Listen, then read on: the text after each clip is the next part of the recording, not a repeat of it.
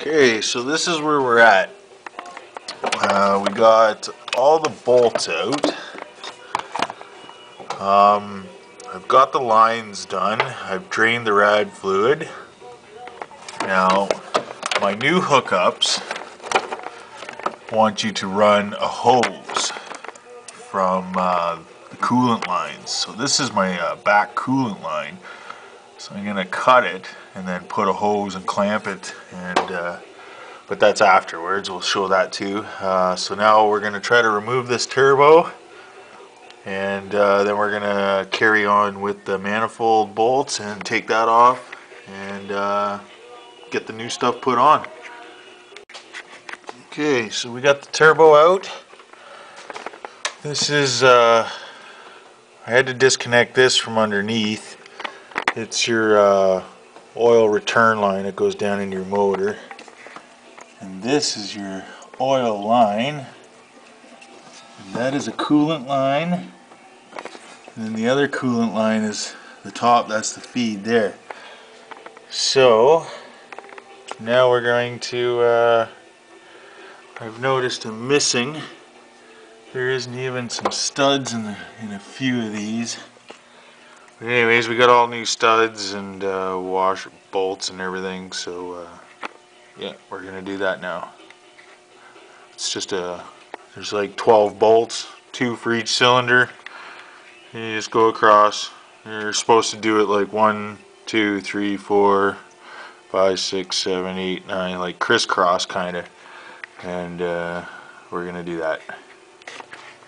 Alright, so we got the exhaust manifold off. Some studs came out, some didn't, and of course I whacked my knuckles on everything. So we got to remove all these old gaskets. We'll clean it up and continue on. So this is my new header for my RB20 38 mil wastegate for a T3. Well, it's a GT35 turbo that I'm putting on. This thing is solid. It is heavy. Should not crack or break. If you're gonna put a header on, make sure you spend the money. Get one that's in good quality. Don't just cheap out and buy a chrome one because it looks good.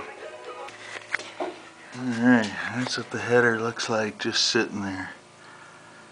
That's a beautiful sight. Well, I missed a couple steps, or the video got deleted.